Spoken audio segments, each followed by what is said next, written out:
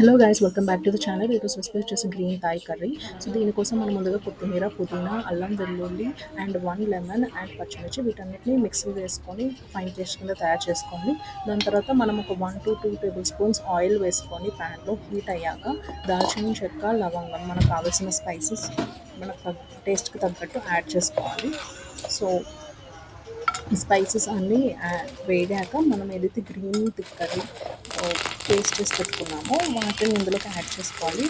So ఇది Thai కర్రీలోకి main element వచ్చేసి లెమన్ గ్రాస్, బట్ దానికి ఆప్షనల్గా సేమ్ టేస్ట్ ఉన్న లెమన్ వాడుతున్నాం ఇక్కడ. అండ్ ఈ పేస్ట్ వేసుకొని మనం నీట్గా కలుపుకోవాలి.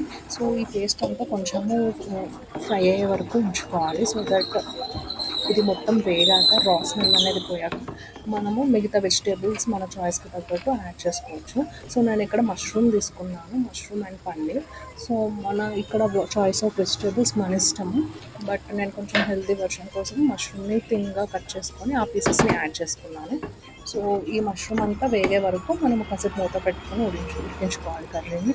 సో ఇది అయిపోయాక మనము దీంట్లోకి కోకోనట్ క్రీమ్ని యాడ్ చేస్తున్నాము. So this is also one of the main ingredient అన్నమాట కర్రీలోకి.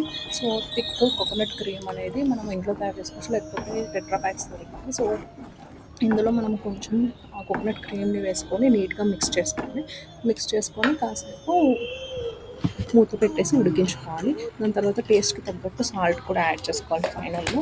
సో ఇదంతా ఉడికిందా అనుకున్నాక నేను పన్నీర్ని థిన్ స్లైసెస్ కింద కట్ చేసుకొని స్టిర్ ఫ్రై చేసుకొని పెట్టుకున్నాను ఆయిల్లో.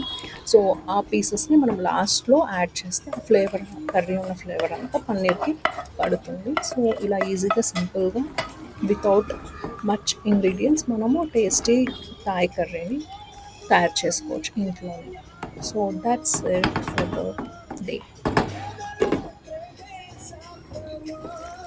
సో ఇది బాయిల్ చేసుకున్నాక నీట్గా ఆయిల్ తెలుతుంది. సో దీన్ని బట్టి మనకి కర్రీ అయిపోయింది.